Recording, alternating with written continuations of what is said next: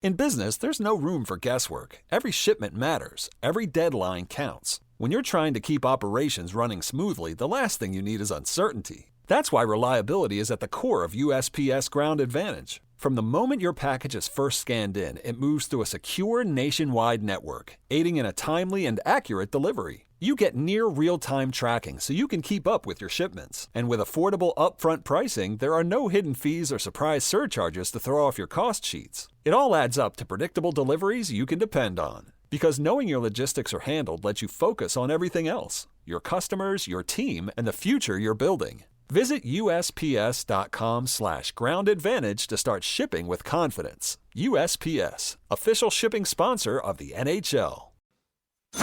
This is Money Moves on VSiN, the Sports Betting Network.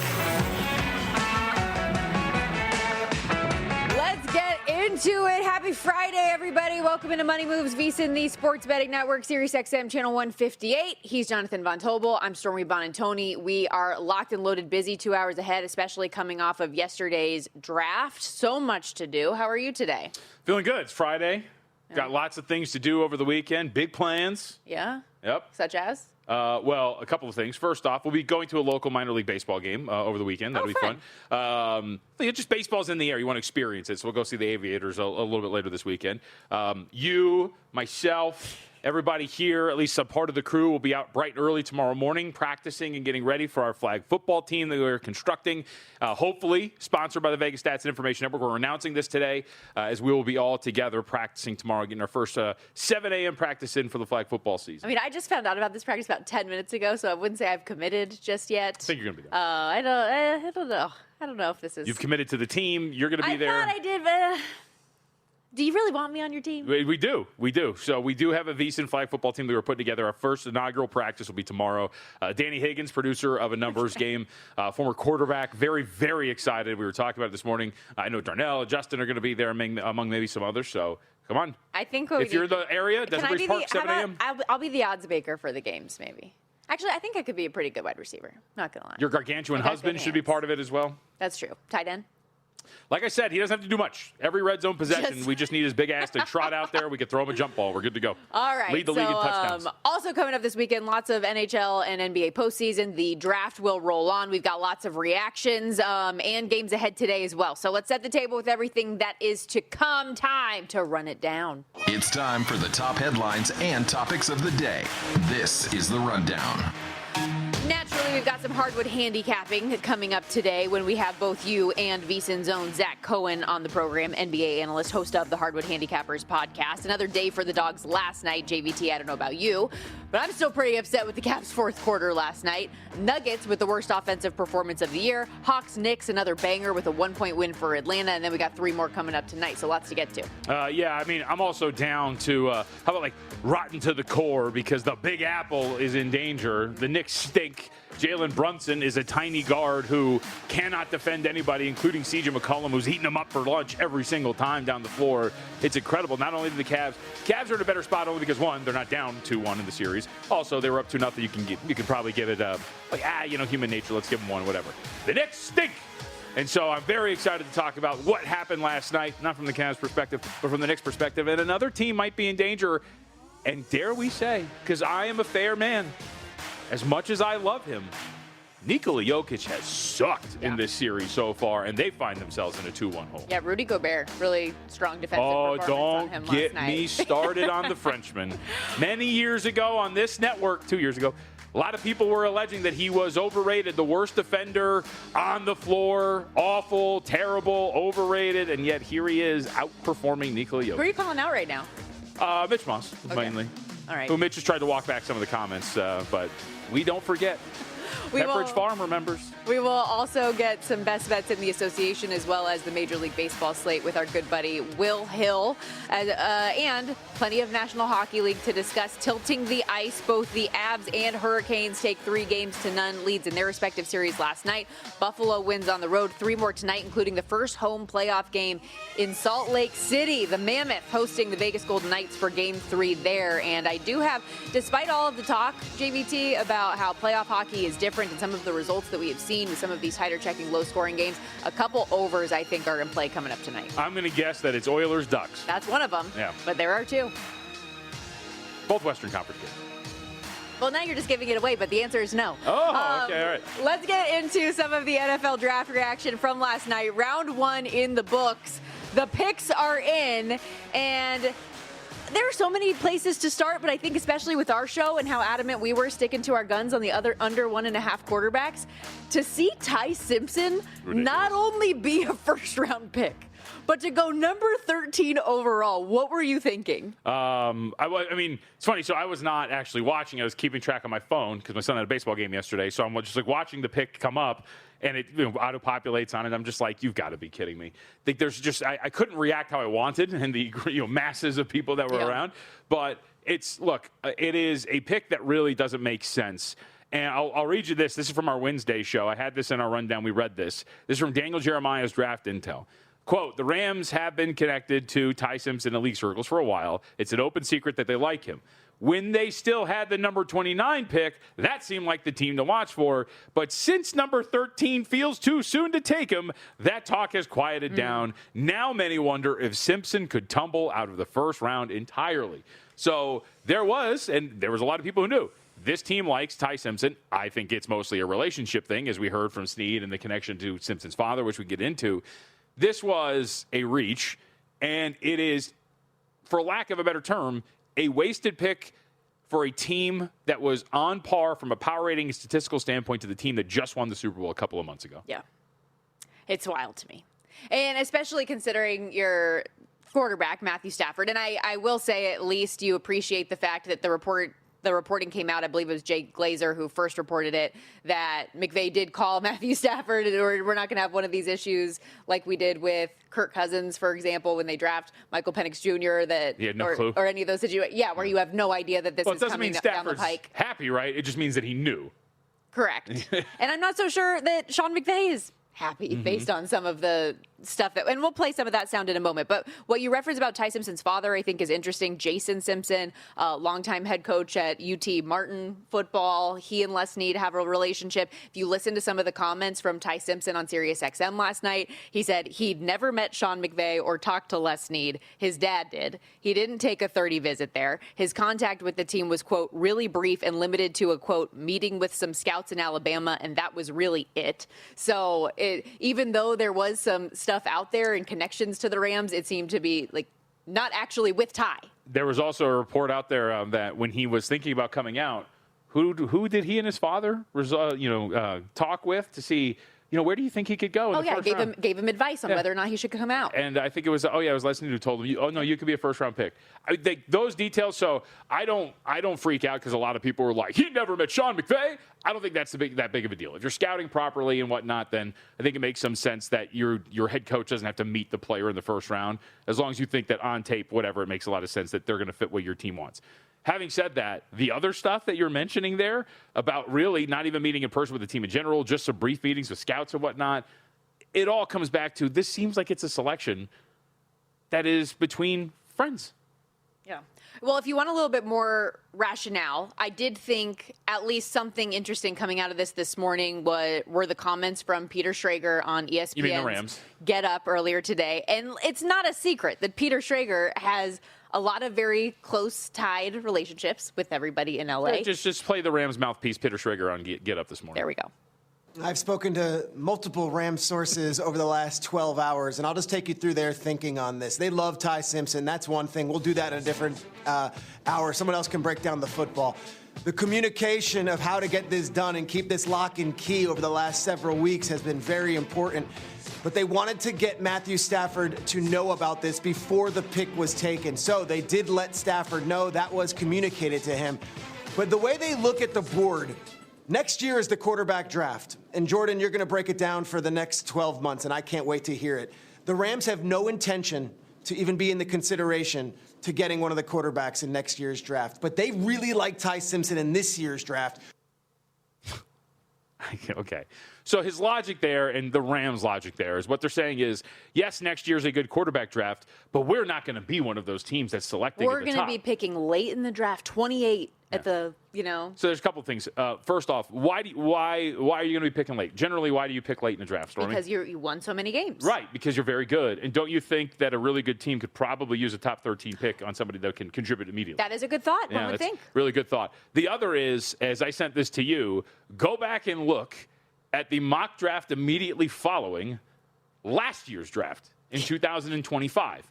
And then you go tell me how many of those quarterbacks went in the first round. You saw it. How many were there? It was excellent. You send me the picture, and he said, JVT goes, what do we notice?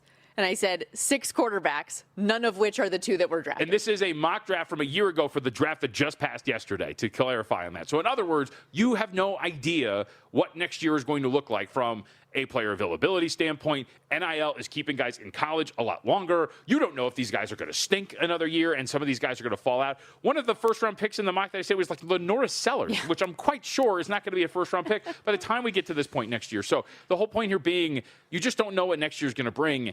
And to admit to essentially reaching on a guy because you just don't have plans because you're going to be a good team, that logic doesn't make sense because then you should use the top 13 pick on a guy that can contribute to your really good team. Another layer at least to this, though, and their thought process being that they did previously have the number 29 overall pick. They traded to Kansas City to get Trent McDuffie. So they think, we already had our first-round pick, and we got one of the best corners in football. You know what's better than 1? 2. 2. Probably. Probably fair. But they think of it, I would assume, they thought of it as a luxury, plan for the future, look ahead. And in knowing that this is a draft, for example, that is very deep with wide receivers, and the history that they have being able to draft wide receivers later on. They got Cooper Kupp in the 3rd. They got Puka Nacua in the 5th round. That maybe that's an area where they can get somebody who is higher caliber and not on as many people's radars in the 2nd or 3rd to continue to support Matthew Stafford. Yeah. I just say I'm always in the mindset either best player available or whatever's going to help you out, especially if you're a team like that. There's a reason why you're there. And the ironic part about it is you get this pick from the Atlanta Falcons, who prior... That's a great point. Right? All of those, we had all destroyed the Falcons for essentially doing just this, signing Kirk Cousins and then using a top 10 pick on a quarterback that wasn't going to play right away. You get that pick from them, and you use it the exact same way. Man, we had so many draft topics we were supposed to cover in this segment. We've got more to get to because obviously the market for number 2 overall went insane. Carnell Tate goes 4. The price tag that you're paying if you're the Cardinals to draft a running back number 3 overall, Caleb Downs falls. I mean, the list goes on of everything, but Ty Simpson, without a doubt, going 13 overall. A shock to the system for the 2 of us yesterday. So you're listening to this podcast because you want an edge. But what if I told you you're only halfway there? You've got the mindset. Now it's time to get the toolkit to match. Here's the thing. Pro bettors spend thousands on data and tools. But what they don't want you to know is that you can get the same edge for a fraction of the cost with VSiN Pro. VSiN Pro gives you access to expert picks, public betting data, prop projections, powerful tools, analytics, and more. Just tap the link in the description and see why thousands of bettors are already using VSiN Pro to cash more bets.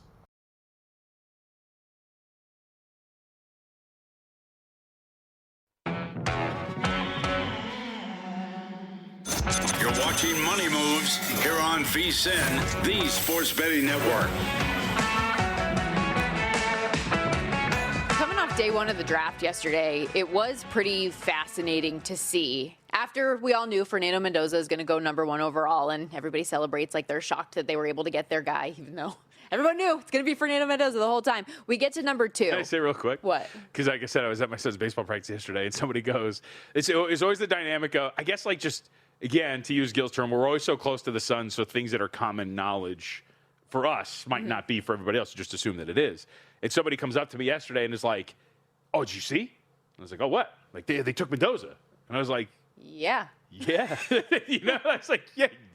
That's funny. Yeah. I wouldn't have thought about that. Right, yeah, exactly. It's common thought for us. Like, yeah, it's going to happen, of course. But for people who are just kind of like on the outside looking in and just know that the Raiders are here and that they have the first overall pick, it's not, it is, I don't know if it was a surprise to that person, but it was just news to that person. And that was news to me that it would be news to somebody. Well, the news, I think, for us and for most people that are listening to this program and are diehards about this stuff was the way that the number 2 overall pick went, because it was a completely different opinion, it seemed, from the media and the market as we got closer to the Jets making that selection at 2, because you have all of these insiders saying it's going to be David Bailey. And then you have the market that is completely swinging toward Arvel Reese. I saw Mitch Moss put out the tweet that it got as high as minus 1,700. I never saw that number, but like, my goodness, that is a stark contrast. The prediction markets were all on Reese as well. And yet it's David Bailey ultimately that ends up going number 2. Yeah, so you see Mitch's tweet here for watchitupavvsin.com. It's incredible because what did we talk about yesterday? Generally, the line moves closer to the draft are the ones that are the more accurate ones, and yet here, this was not the case. I saw even the VSiN Primetime, Tim and Matt, like convinced before the pick comes out that it's going to be Arvel Reese, and it's Bailey. So I don't know if that was just some information that was put out there. There wasn't. I was trying to track and see what it was. Because we've got news in recent days about a current arrest when it came to the prediction markets and things that were happening in our world, and so you wonder if maybe there was a bait and switch happening out there that was not only going to drive the betting market up, but also some of these prediction markets, and then you're going to come in and go the other direction. That didn't really seem to happen, or at least we don't see that has happened. So I think it's one of those things. I'm somewhat surprised. Again, the information late has generally been pretty accurate, but like you said, there seemed to be a push in some media reporters saying, like, no, it's going to be Bailey. And yet the betting market didn't really agree with it for whatever reason. And it goes to show, too, people do, and we've talked about this a ton, people like to cite the betting market as this holier-than-thou perfect entity that is generally, is always, well, the betting market says this, so it has to be that. Especially when it comes to these things, you just have no clue. Yeah. And you see it here.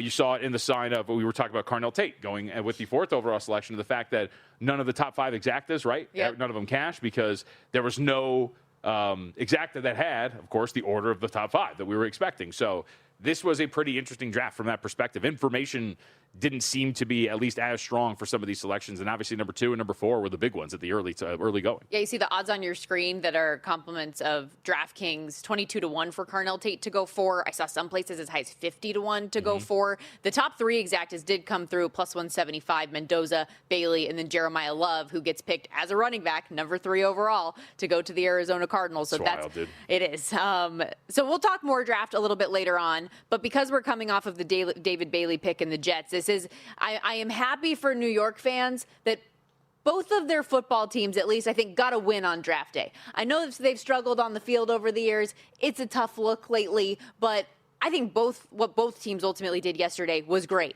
And especially on a day where the Knicks fall apart like a cookie and milk and crumble against the Atlanta Hawks and drop the second game of 3 in this series, probably feeling pretty good about something. I don't really care. I did delay 1.5 games with the New York Knicks, but my disdain for the New York area, so it's fine. I enjoy it to a certain extent, watching the Knicks flail around here, even though I do have some hard-earned money on them to win this series and win it at least by 2 games, which they can still do.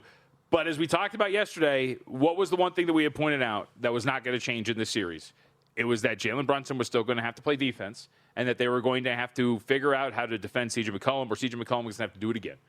Well, C.J. McCollum, he did it again. He went after Jalen Brunson and, again, just ate his lunch time and time again. And you've got to try to be more aggressive in keeping him out, Brunson, that is, of these one-on-one matchups, and it has not been good. I don't know if you saw the old tweets from Shams from when he was a lot younger, and he used to like to tweet, hey, yum, lunchtime, yummy, lunchtime. That's C.J. McCollum every time he saw Jalen Brunson coming down the floor.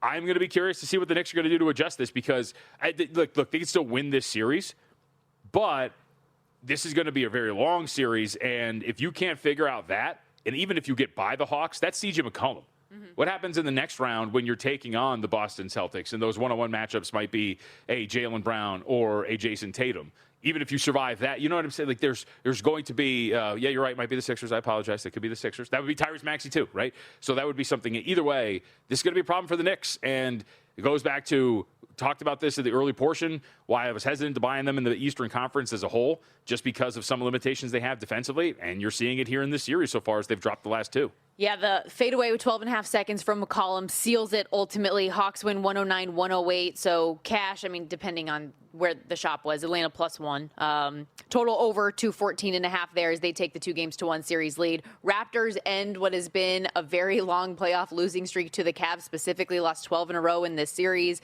including the first 2. And Cleveland, just what happened in the fourth quarter? Can you help me understand? Because it was a close game and then it wasn't. Look, here's the deal. Toronto, I don't want to be super dismissive about this, but the Cavs have shown a little bit more dominance here in the first 2 games before they lost this one to Toronto. I think this is the simple fact for this game so far. The Toronto Raptors ranked 18th in three-point shooting for the regular season. They shot 35.8% from beyond the arc. Stormy, do you know what they shot percentage-wise last night? 57 point something? Yeah, in non-garbage time, it was 60.9%. Okay. So that's going to make a pretty big difference for a team that doesn't shoot the ball particularly well. And the thing that I think you're, I guess, worried, but the thing about Toronto, which makes me not really worried about Cleveland, they've had 2 of these monster shooting performances in 3 of the games. They've lost one of them. So I think that you chalk this up to, hey, Cleveland, they shot 31% in garbage time. The Raptors shot 60.9% from beyond the arc, had an insane efficiency day, averaged 1.3 points per possession, and you're going to win those games more often than not. I don't know if you're really freaking out too much if you're the Cleveland Cavaliers. You still grabbed 41% of your missed shot opportunities. You still had a pretty decent effective field goal percentage for the game. And, by the way, even though it wasn't a ton of shots, you still shot 75% at the rim against this team that is having trouble keeping you out of there. I think you're going to be okay. But like you said, I turned it on, and it's like a 4-point game, and you're like, all right, cool. Like, you're just within shooting distance, and you only need to win by 3. Yeah. And then you blink, and it's an 11-point game, and you're like, oh, like, this is done. Outscored 43-23 in that final frame. Going back to the well, Cleveland minus 3.5, game 4. You know me. Figured as much. Come on now. How about, so talk me through what happened with Nikola Jokic and the Denver Nuggets yesterday. Denver held to 34.1% shooting from the floor, worst shooting night of the season. First time all year they've been held under 40, period. And for Nikola Jokic, worst shooting game of his postseason career and worst of any game since 2019, full year. Yeah. Well, one thing I got right yesterday, right? RJ Barrett had 5 rebounds, had over 5.5, had Cleveland minus 2.5, but this game went way under the total. And part of it is Aaron Gordon's hurt. Peyton Watson's hurt, so your 2 best wing defenders, or your options on defense along the wing, aren't out there. Jokic hasn't been good in this series, both offensively and defensively. He's been really poor. Offensively, he can't shoot. He's 2 of 10 from beyond the arc yesterday against the Minnesota Timberwolves. Over the last 2 games from deep, we're talking about 3 of 16. He just hasn't shot the ball well at all in this series through 3 games. A lot of them are front iron shots, which means maybe he's a little fatigued. Defensively, I don't know what he's doing out there. And look, he has never been, it's always one of those things where everything is in the middle. He's not as bad of a defender as people make him out to be. He's also not an incredible defender, but he is at least at times okay enough to be put out there defensively. Obviously, we've seen him play a lot. He's been awful on that end, and they have been getting crushed inside. Yep. The Timberwolves went 27 of 36 on shots within 4 feet of the basket yesterday. That's an insane rate. To take 36 shots, let alone, that's a 98th percentile. But to shoot 75% on that is nuts. He's got to be better. And Tim, I want to bring this up really quick. You got to read this. Tim McMahon brought this up post-game. He had, earlier in the season, Jokic, to deal with a wrist injury or something like that. He did have to take something for it. Maybe he's injured. Remember, he missed time earlier with a knee injury. Maybe there's something there. You'd like that to be reported if that's the case. But if you're playing, you've got to be better, dude. And if he's not going to be, I mean, this team's in really big trouble. Speaking to the paint in general, the 68 paint points for Minnesota doubled up what Denver was able to do inside. Looking ahead to game 4, Denver laying 2.5 in Minnesota, total 229.5. Series now down to a pick. Quick note, Anthony Edwards didn't finish the game and only played 24 minutes. Yep. He is injured, so that's the other part. Fewest in a playoff game for his career. So that's and the other part about this. Yes, yeah, that's the dangerous part for Denver, man.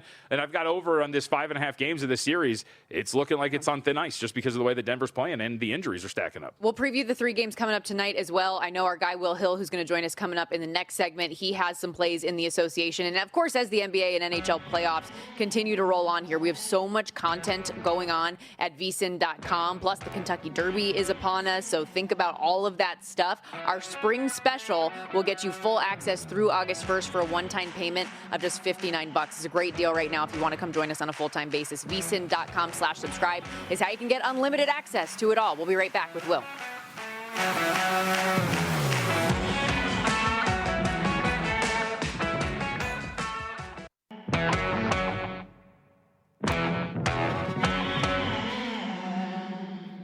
You're watching Money Moves here on VSiN, the Sports Betting Network.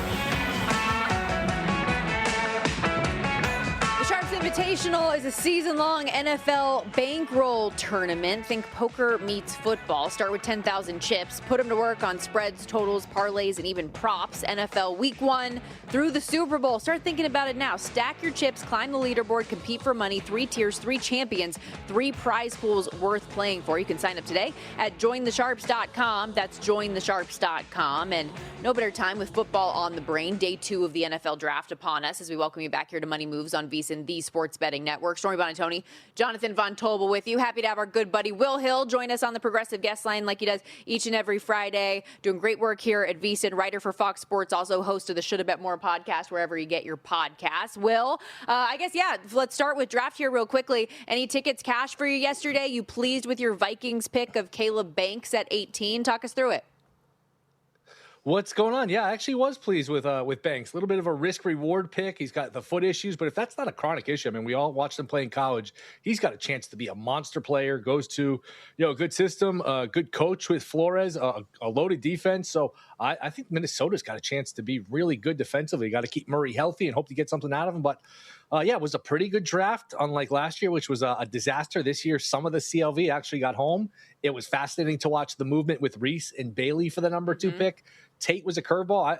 It was funny with the first round. It went by so quick and the pace was so good and just it was a mile a minute. But at the end, I was like, man, I want a little more. Keep going. Let's do another round. And I actually, I wasn't drinking during the draft, but it felt like I had a couple drinks just because the draft was so crazy in terms of like Simpson to the Rams, which was not insane, but unexpected. The Chiefs trade, Tate. It was just, it was for a draft that did not have a lot of juice the last couple weeks leading up to it. And I think we all kind of said and agreed, man, it's kind of sneaking up on us. There's not a lot of buzz to the draft. Ended up being a really fun night. And of course, it's more fun when you win and you cash some tickets. But I thought the draft was really enjoyable. The pace was enjoyable. I think they do need to figure out the gap between people leaking the picks on Twitter and the coverage on TV itself, because the gap is just too big and there's too much of a disparity there. But I really enjoyed it. I thought it was a lot of fun. What'd you make of the Simpson selection? I mean, usually with these controversial picks, it comes down to, and this is not profound, how good is the player? People debate, should you take him? Should you wait until next year and grab a quarterback? All of these things. If he ends up being really good, it'll be a good pick. I don't love the player. You do have a chance to win now. You were probably the best team last year. If it wasn't for a break there on a Thursday night game or in the NFC title, they're probably holding up the trophy and winning the championship. Could you have gotten Bain or Lemon or somebody to help you now? I probably would have gone that route. So I was surprised by it. It was very interesting, McVay and the body language after, and he never met Simpson. So that whole thing was strange. I didn't love it. I understand it, but I didn't love it. But I get the approach of the best time to get a quarterback is when you don't need one, because when you need one, you overpay, you overdraft, you're desperate, all of those things. But at the end of the day, I didn't really love it. But if he ends up being a good player, we'll all forget, where he was picked and things like that. Yeah, I mean, obviously we've seen it in recent history. Jordan Love in the first round behind Aaron Rodgers, Patrick Mahomes with Alex Smith. Like, we've seen it, and we've seen it work really, really well in some places. But will it for this situation?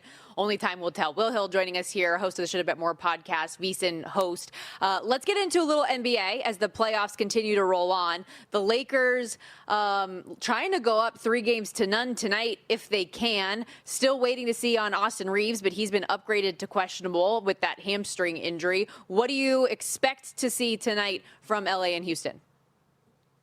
Yeah, I was surprised to see that Reeves diagnosis. Sounds like he's much closer than Luka. If you watch Luka in the the warm-ups or whatever, he's just very cautiously shooting free throws. Doesn't seem like he's very close at all. I like the Lakers team total under here. I think that's the best way to get it to handicap. I have not enjoyed watching this series just from a viewer standpoint. Watching Houston try to put the ball through the hoop, which, as you guys know, is the point of the game. To put the ball through the hoop has been painful. Some of their lineups have been strange. The adjustments or lack thereof from Udoka have been strange. But you figure at home, the shot volume disparity, their ability to dominate the glass, this limited Lakers roster. What's the old saying that role players play better at home than on the road? And there's a lot of role players here for the Lakers. I think this is one where Houston gets it. I can't lay 8.5, 9 points with that lack of offense. I think the best way to approach it is to just isolate your handicap and figure the Lakers, the Kennards of the world, and Smart, they won't play as well on the road. Desperate team, at home is a team I'm not looking to fade against, to bet against here. So it would be a Lakers team total under for me. All right, tied series between Detroit and Orlando. We will not see them again until the weekend. But what do you make of what this set looks like and what it can mean for Orlando? I mean, on Orlando, I know it's prisoner of the moment, and this time last week, everyone was burying them, even though I did think that was kind of a weird line last week, and I liked them getting the points against Charlotte. To me, 55-1 to win the East is worth a small play, if nothing else, on Orlando. To me, this just is not a typical 1 versus 8. Detroit thrived this season because of their effort, and they played hard every night. Well, you know what? In the playoffs, everybody plays hard, and they bully you. They win with defense and rebounding and toughness. You can't outmuscle Orlando. Orlando is a huge team with Banchero, with Wagner. I know they were disappointing through the regular season in this last 82-game sample, but they were banged up. Suggs is always in and out. Wagner, Anthony Black, they seem to be healthier. A couple days in between games. Doesn't hurt. And look, the market's telling you 2.5 point difference. I know the game is in Orlando. This is not a typical 1 versus 8. This is not OKC versus the Suns. This is a pretty fair fight. And if you could ever get out of this series, which I do give Orlando a shot to do, the bracket on the other side, Cavs or Raptors, is winnable. And then if you got to a conference final, to me, obviously you're in a great position to hedge. So I think at 55-1, a little reminiscent of the Heat a couple years ago, where put a bad regular season behind you, and you go back to before the season. 51.5 was their over-under. 45.5, 46.5 was the over-under for Detroit. This is just not a typical 1 versus 8 series. I think Orlando is very live here. Yeah, I think to the point, Stormy, too, the East just stinks. And I think that's probably like you just want to look at it and say, you know what, like this Eastern Conference doesn't look great, and any one of these teams could potentially make it out. How about we stay out East and go to Major League Baseball here real quickly, because the Atlanta Braves have had a really nice start to the season.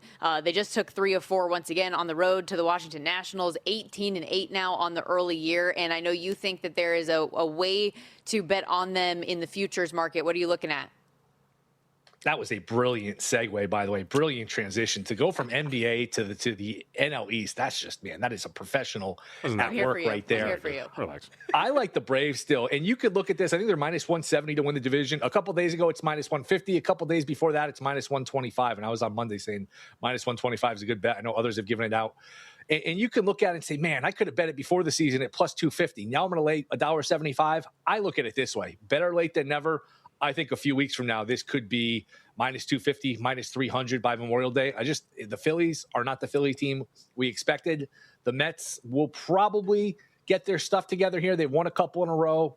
They get Soto back, but they lose Lindor, and they still got a lot of ground to make up, and they never beat Atlanta head-to-head. That's always a tough matchup for them. To me, it's just a better late than never scenario here, and I think this is one you put in your pocket. It's not sexy or anything at minus 175, but I still think there's value. I think there's a potential here for the Braves to run and hide in this NL East.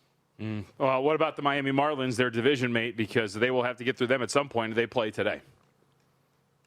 Another good segue. You see what he did, Storm? He's just trying to one-up you. He's trying to be on your level and try. Typical. He is. He definitely is. I've done better. I like the Marlins here. I don't get this price. I'm just surprised. To me, I get the better starting pitcher, the better lineup, the bullpens. There's not a meaningful advantage. I was surprised this was minus 110. Alcantara's been pretty good. Giants can't hit. I think this is a cheap price. I know it's the Marlins, and it's not exactly a game on the tip of everybody's mind here. I just think this is a little cheap here. I like the Marlins here for the full game. Anything else on the MLB card you're looking at today? 14-game slate. So I can only do so much, Will. What does he want from me? Yankees team total over 4.5 to me is a good one. You get the full 9 at bats in Houston. McCullers going for Houston. He has seen better days. He's actually a guy who pitched a pretty heroic Game 7 of the ALCS against the Yankees years ago to eliminate them. But that's a long time ago. He's had a lot of injuries. Yankees going to get their full complement of at bats. That's a building where they can, swing the bats. Weather's not an issue or anything in a controlled environment. So Yankees team total over 4.5 to me is a good play too. Full game, minus 156 favorites on the road there in Houston. Astros available plus 129. Run total for the game 9. Will, you're awesome. Appreciate the time as always, buddy. Thank you for doing this. All right. See you. Thanks for having me. Enjoy the weekend. Why can't you just let me have nice things, huh? Can't just let me take a compliment one time? I mean, if we're being honest, it was like a C+ segue. All right. What do you want from me? I'm trying to make you better. Iron sharpens iron. You're still just laughing at me because I had to do my what do we call this? I mean, we don't have to bring everything forward to all of our people. I mean, I saw you laughing at. I'm trying to be transparent to our audience. Stormy had to burp, and so while Will was talking, she was pounding her chest trying to keep the burp down. It worked. That's exactly what was It happening. worked. Do you never get like a bubble in your chest? I mean, yes. I just thought it was very funny. That's all. I do think it sounds like that Wolf of Wall Street, like Yeah. Matthew McConaughey thing that he does every time, but neither here nor there. We got to step aside. When we come back, what do we want to talk about when we come back? Do you know? I mean, I would say hockey. We can. That's an option. I mean, considering you're going to be, are you Summer this weekend? Monday. Yes, I will have game 4 Monday? of the Mammoth and Vegas Golden Knights. I'll do it remotely. Relax. All right. Simmer down, Sally. We got to step aside here real quickly when we come back. Might be part of your contract, not part of mine. First look on the ice for tonight's 3-game card. Don't go anywhere.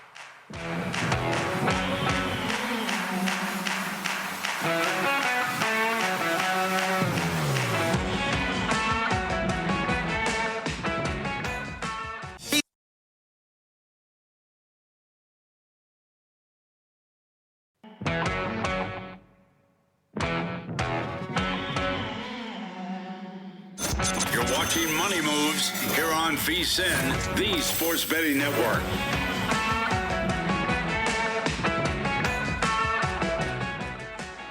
Back here on Money Moves, Stormy Buonantony, Jonathan Von Tobel with you, live from downtown Las You're not Vegas. brave enough to try Circa that. Resort and Casino. No, I'm not. Stormy just attempted a 2-second game of chicken with me because she asked, there was some breaking news in the NBA that I wanted to get to.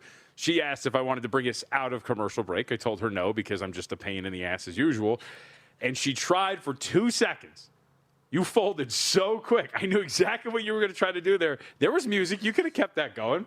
But I knew I was going to win that. You folded immediately. Sorry that I want to get to the content for our audience to better serve the people that are listening and watching our program on a daily basis instead of just sitting here in silence. Yeah, well, you were trying to get to the content. Victor Wembanyama was trying to get on the floor, and right. he might. He is participating in shoot-around as we speak.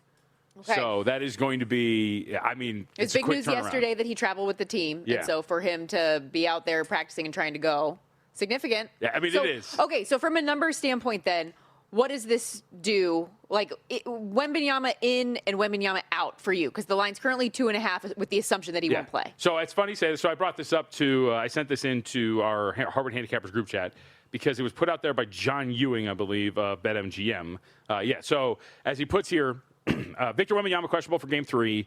How much is the Spurs star worth to the spread? Wemby is worth about 3 points versus the Trailblazers per BetMGM's trading team.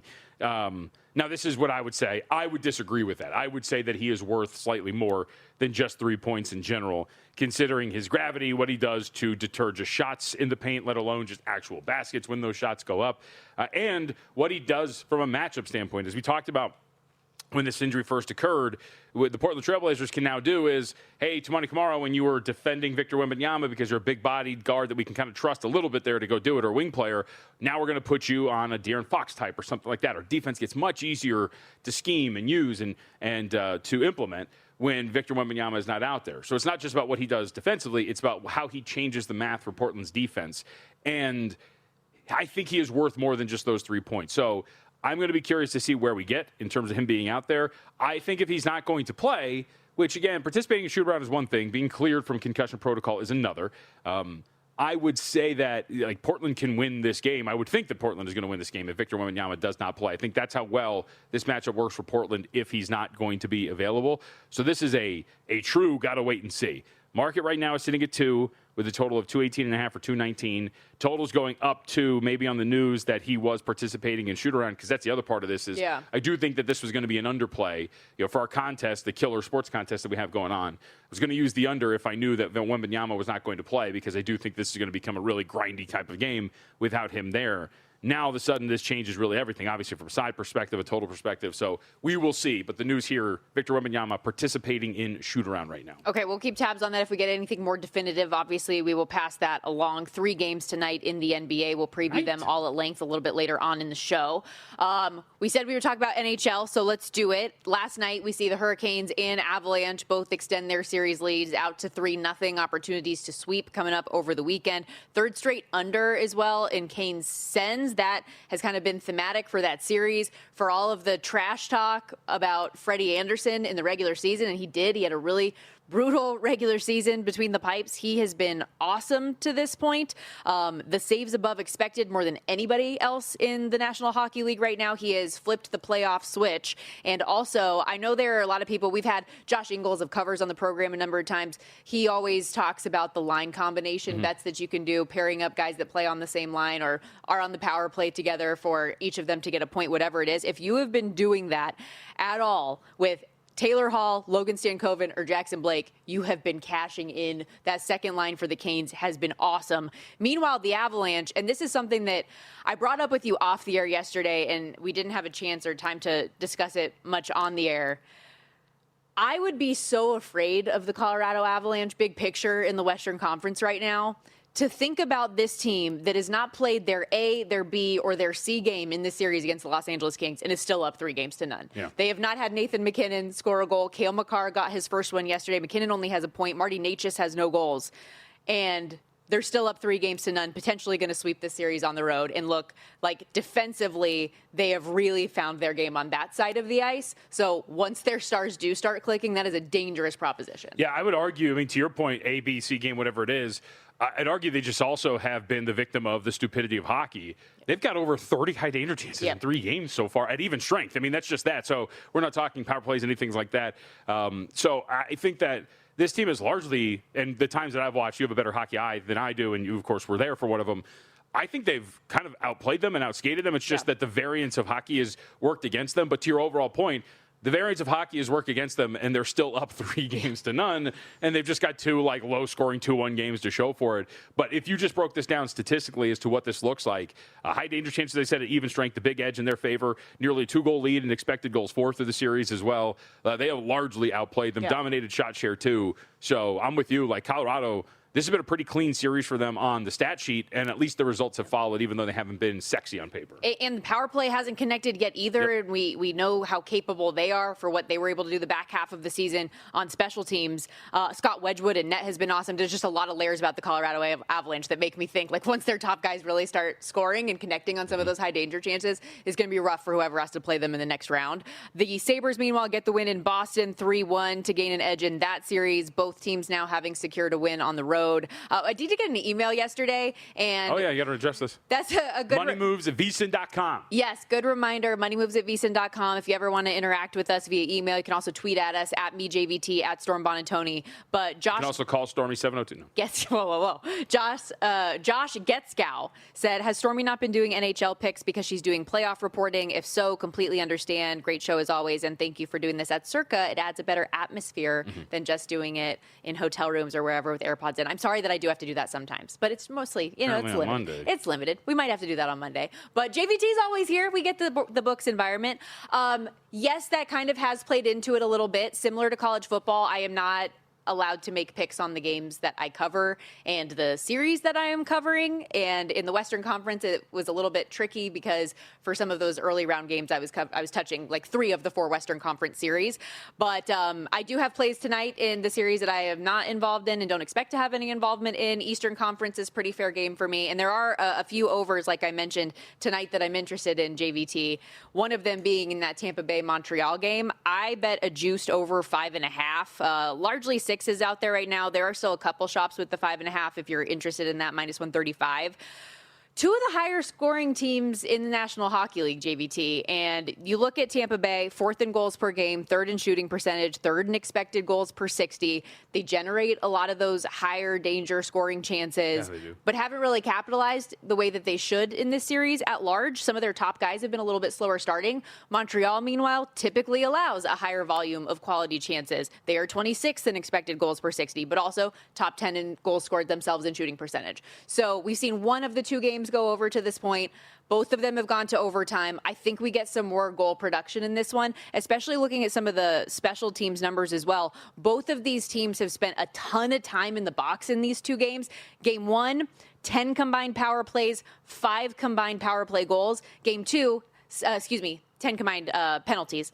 7 combined penalties in game 2, just 1 power play goal. Yeah. So I think the right answer is somewhere in the middle between those 2, and that we'll get some more goal scoring tonight. I mean, I would agree because it ties into what my thoughts were going to be. I was going to ask you about this series was, do you have a read on who would win it? Because I would say a lot of the numbers will point to Montreal probably deserves to be up 2-0. Yes. Because they have 18 high danger chances at even strength. They have 2, to your point, high danger goals. Yes. So they're not converting those high danger chances, as you said, at even strength.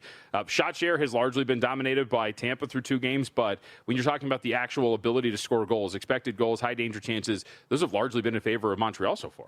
The one thing that I'll say, because I do agree with you, is that Tampa Bay, for whatever reason, in that overtime, and they are very lucky to escape the J.J. Moser heroics that they get at the end of the game, they really seem to find their game in that overtime. And if that is something that they can replicate and carry over in the series, I thought going into the series, and the market would tell you as well, that they were the better team. So will they continue to play that way, and will they get some of their stars to produce the way that they are capable of, and we did see in the regular season? This has been the most exciting series for me. Like I said, both games have gone to overtime. They've both been closely contested. Even when you look to the regular season, we've had 5 straight games in this series that have been decided by a single goal, and I think it's going to be a long series down the stretch with that. Canadians about plus 160 to win the series, if you're so inclined. Okay. And we'll talk about the Vegas-Utah series a little bit later on. Edmonton-Anaheim, the other over that I am interested in. I actually think there's a handful of betting angles you can get to in that game. Not only do we give you picks each and every day here at VSiN, but you can also get free picks backed by real analysis as well with our friends over at Just Win Bets Baby. They've got some fun stuff, mathematical models, AI-driven best bets across all sports, NHL like we're talking about, the NBA postseason. Plus, when we get to the National Football League season, college hoops, soccer, so much more. Plus, it's Friday, and they've got a live weekend preview each and every Friday. Subscribe on YouTube, follow on X, get their free daily Best Bets newsletter as well at justbetsbaby.com. We got to step aside here on Money Moves, kicking off hour 2 of the program. When we return, got some fun video actually to show you from yesterday's day 1 of the NFL draft, and are there potential betting opportunities looking to day 2? We'll be right back.